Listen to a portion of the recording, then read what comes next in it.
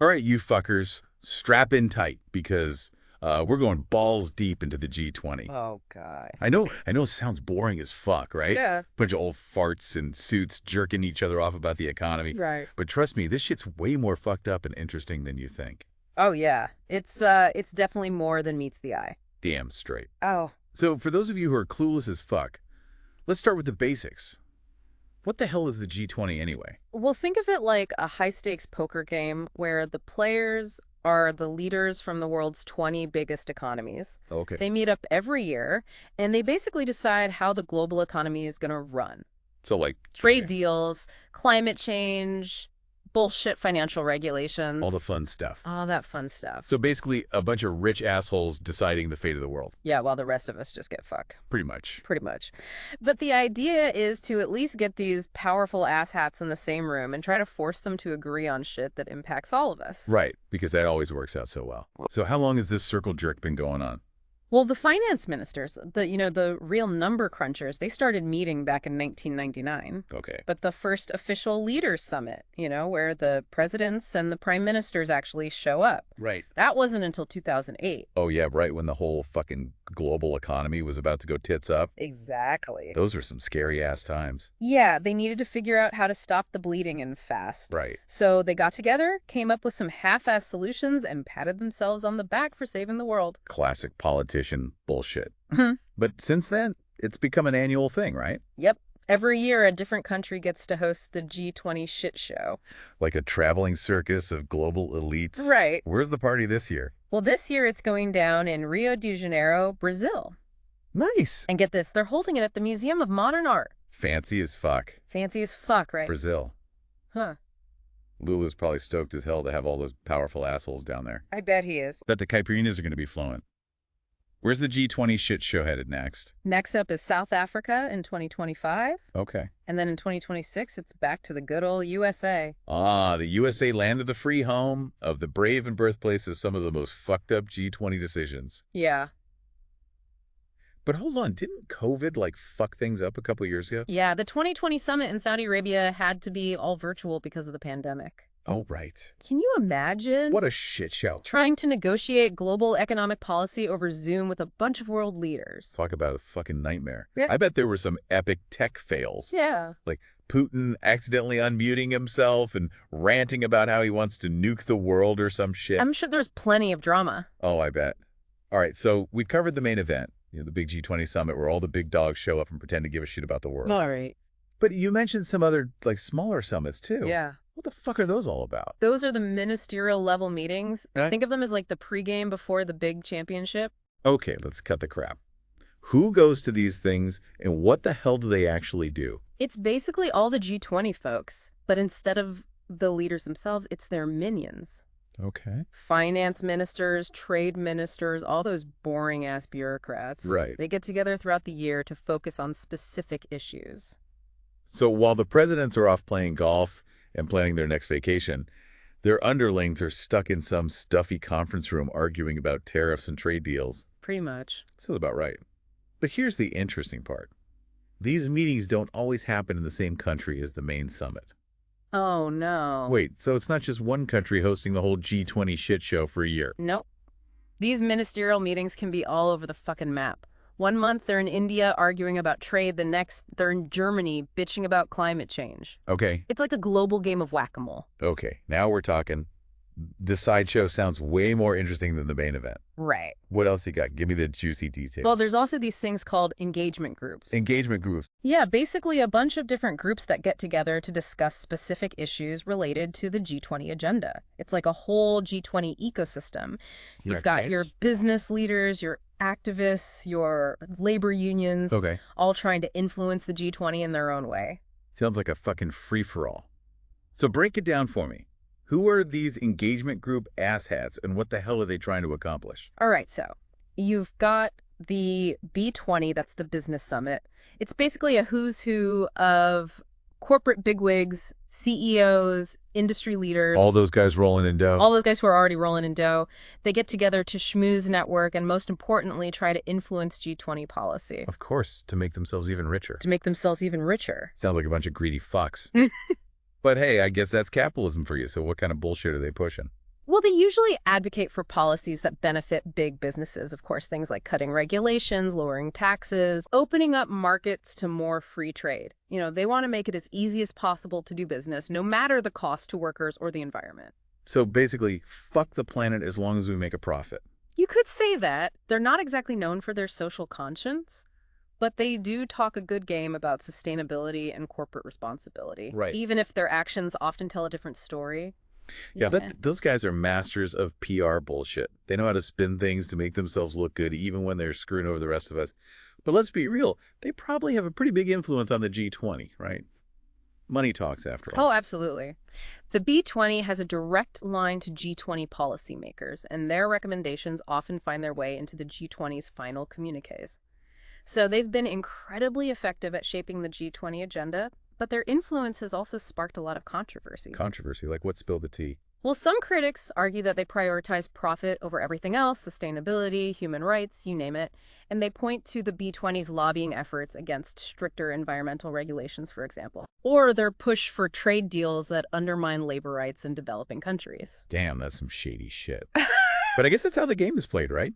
The rich get richer and the rest of us just get fucked. It's definitely a system that benefits those at the top, but there are people fighting back. Okay. The C20, for example, is all about challenging the B20's dominance and pushing for a more just and equitable G20 agenda. Okay, let's talk about those bleeding hearts. What the hell's the C20 all about? The C20 is basically the anti-B20. Okay. It's a coalition of civil society organizations, NGOs, activists, academics, community leaders, all those folks who are passionate about making the world a better place. Right. They're the conscience of the G20, constantly pushing for policies that prioritize people and the planet over profit. So they're like the G20's annoying little brother, always nagging them to do the right thing. Yeah, something like that. They don't have the same access to power and resources as the B20, but they can be pretty damn effective at raising awareness, mobilizing public pressure, and pushing for progressive policies. They're not afraid to call out the G20 when they fuck up, and they're constantly reminding world leaders of their commitments to human rights, social justice, and environmental protection. Sounds like a bunch of idealistic hippies. Do they actually have any real impact? I mean, let's be real. The G20 is mostly about power and money. Do those old farts in suits actually give a shit about what the C20 has to say? It's a mixed bag, honestly. The G20 has made some efforts to engage with civil society and incorporate their perspectives into the G20 agenda, but it's still a very top-down process, and there's a lot of room for improvement. The C20 is constantly pushing for greater transparency and accountability, and they've had some successes in influencing specific policy decisions, but it's an uphill battle, and they face a lot of resistance from powerful interests who benefit from the status quo. Yeah, I bet. It's probably hard for a bunch of rich and powerful politicians to take advice from people who actually give a shit about the rest of the world. But good for the C20 for fighting the good fight. We need more people like that in the world. Absolutely. They play a crucial role in holding the G20 accountable and pushing for a more just and sustainable global order. All right, so we got the greedy fucks in the B20 and the bleeding hearts in the C20. Who else is trying to get a piece of the G20 action? Well, you can't forget about the L20. That's the labor union summit. They represent the interests of workers, the people who actually make the global economy run. Yeah, those guys are usually the ones who get screwed over the most. What are they doing to make sure the G20 doesn't completely shaft the working class? The L20 is all about fighting for fair wages, decent working conditions, and social protections. Good for them. They push for policies that create jobs, protect workers' rights, and promote social dialogue between governments, businesses, and labor unions. They're particularly focused on addressing the impact of globalization, automation, and climate change on workers. Sounds like they've got their work cut out for them. They do. They face a lot of the same challenges as the C20: limited resources, powerful opposition, and a system that's often rigged against them. Yeah, the world can be a pretty fucked up place sometimes. Yeah. But it's good to know that there are people out there fighting for the little guy. Absolutely. The L20 plays a crucial role in ensuring that the G20 doesn't just become a forum for the rich and powerful to further enrich themselves at the expense of everyone else. All right, so we've got the B20, the C20, and the L20. Sounds like a real battle royale. Yeah. But I'm curious, does the G20 actually give a shit about what these engagement groups have to say? Or are they just window dressing, a way to make the G20 look more inclusive and responsive to the concerns of ordinary people? It's a bit of both, to be honest. Okay. The G20 recognizes the importance of engaging with stakeholders beyond governments, and they've created mechanisms for these engagement groups to provide input and recommendations. Right. But ultimately, the G20 is still a forum dominated by powerful states, and their decisions are often driven by national interests and political considerations. Right. So while the engagement groups can influence the debate and push for specific policy outcomes, Okay. they don't have the power to dictate the G20 agenda. So basically, it's a giant PR stunt. Oh. Make it look like they care about the little guy while they're really just serving the interests of the rich and powerful. I wouldn't say it's that cynical. Okay. There are genuine efforts within the G20 to address global challenges and improve the lives of people around the world. But the reality is that these efforts are often constrained by political realities, economic interests, and the limitations of international cooperation. Yeah, I get it. It's complicated as fuck. But hey, at least these engagement groups are trying to make a difference. They're out there fighting the good fight, even if the odds are stacked against them. Absolutely. And their efforts are essential for holding the G20 accountable and pushing for a more just and equitable world. All right, so we've talked about the main G20 summit, the sideshow ministerial meetings, and the whole engagement group circus. But I'm still curious about how this whole thing actually works behind the scenes. What goes on in those smoke-filled back rooms? Are there secret handshakes and shady deals going down? Well, maybe not handshakes and shady deals, but there's definitely a lot of behind-the-scenes maneuvering and negotiation that goes on before the G20 leaders ever sit down at the table. Yeah, spill the beans. What's the real deal? Well, before the main event, there's a lot of prep work done by the Sherpa. Sherpas. The fuck are Sherpas? Are we climbing Mount Everest now? Not exactly. In the G20 world, Sherpas are basically the leaders' right-hand men and women. They're senior officials who represent their respective countries, and they spend months, sometimes even years, preparing the agenda and negotiating outcomes for the G20 meetings. So while the presidents are out there kissing babies and giving speeches, these Sherpas are stuck in some windowless room hammering out the details of global economic policy. Pretty much. They're the ones who draft the communiques, try to find common ground on all the complex issues, and basically do all the heavy lifting so the leaders can swoop in at the last minute and take all the credit. Sounds like a thankless job. It can be, but it's also a crucial one. These Sherpa meetings are where a lot of the real negotiation and compromise happens long before the leaders ever step foot in the summit room. All right. I'm starting to see how this whole G20 machine works. Yeah. Get the Sherpas doing the grunt work, the ministers arguing about specific issues, and then the big dogs swooping in at the last minute to sign on the dotted line. But let's be real, it all sounds pretty bureaucratic and boring. It can be, but it's also incredibly important. These G20 meetings are where decisions are made that can affect the lives of billions of people around the world. Right, I get it. It's not all just fancy dinners and photo ops. There's actually some serious shit going down. But let's be real, how much of this actually translates into real change? Do these G20 summits actually accomplish anything, or is it just a bunch of hot air and empty promises? That's the million-dollar question, isn't it? It is. And to be honest, there's no easy answer. Well, it's a mixed bag. The G20 has definitely had some wins. They were pretty effective at coordinating a global response to the 2008 financial crisis. Okay. And they've made some progress on things like climate change, cracking down on tax havens, tightening up financial regulations. So they're not completely useless? But I bet they talk a big game and then drag their feet when it comes to actually doing something. You're not wrong. They love to make these grand declarations and set ambitious goals, but then it's back to business as usual when they go home. You know, it's easy to promise the world when you're sipping champagne and eating caviar with your fellow global elites. Right. It's a lot harder to actually deliver when you're back in your own country dealing with all the messy political bullshit. Yeah, it's all talk and no action. Typical politician bullshit.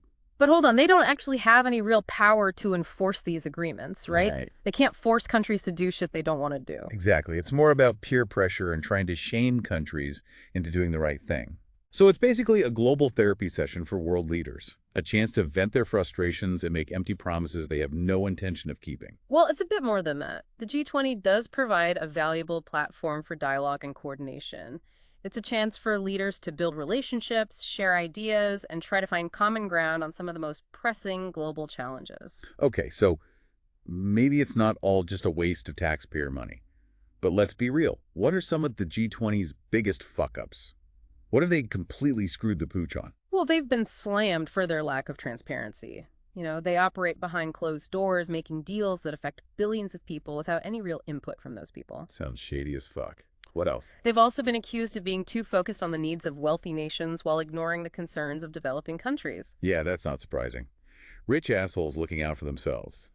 Typical. And there's also a lot of debate about whether the G20 is even the right forum for tackling these massive global issues.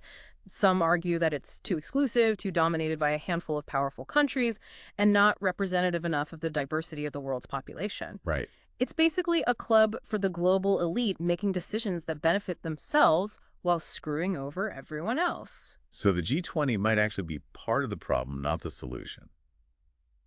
Damn, that's a pretty bleak outlook. It's definitely something to think about. The G20 is a product of the existing global power structure, which is inherently unequal and unfair. So what the fuck are we supposed to do? Are we just screwed? It's not all doom and gloom. The G20 might be flawed, but it's still the best mechanism we have for international cooperation on these critical global issues. Okay, so it's the least worst option. Great. It's not perfect, but it's a start. The key is to keep pushing them to do better, to be more transparent, more inclusive, and more accountable to the people they're supposed to be representing. So how the fuck do we do that? It's not like we can just storm the G20 summit and demand they listen to us, although that would be pretty badass. Yeah, security might have something to say about that. But there are other ways to make our voices heard. For starters, we need to educate ourselves about the G20, the issues they're dealing with, and the impact their decisions have on our lives. That's what we're doing right here, right? Spreading the G20 gospel to the masses. Exactly. The more people understand this shit, the better. Okay, so education is key. What else? We also need to hold our own governments accountable. Let them know that we're paying attention and that we expect them to fight for our interests, not just the interests of corporations and special interest groups. Write to your elected officials, call their offices, show up at town halls, and make a damn fuss. Raise hell and make those bastards listen. I like it. What else can we do? Support civil society organizations that are working to influence the G20 from the inside. Donate to their causes, volunteer your time, spread the word about their work. Yeah, those C20 folks seem like they're doing some good work. They are, and they need all the support they can get. All right, I'm convinced the G20 matters. And we can't just sit back and let those asshats decide the fate of the world without our input. We need to get informed, get involved, and make our voices heard. Couldn't have said it better myself. So there you have it, folks. The G20, a global clusterfuck of power, money, and influence. It's messy, it's complicated, and it's often infuriating. But it's also incredibly important. It's where decisions are made that affect all of our lives, so we can't afford to ignore it. Stay informed, stay engaged, and keep fighting for a better world. And remember, you don't have to be a policy wonk or a political activist to make a difference. Every little bit helps, so go out there and do something. That's right. Don't be a lazy fuck. Yeah. Get off your ass and make a difference. Peace out. Yeah. Peace.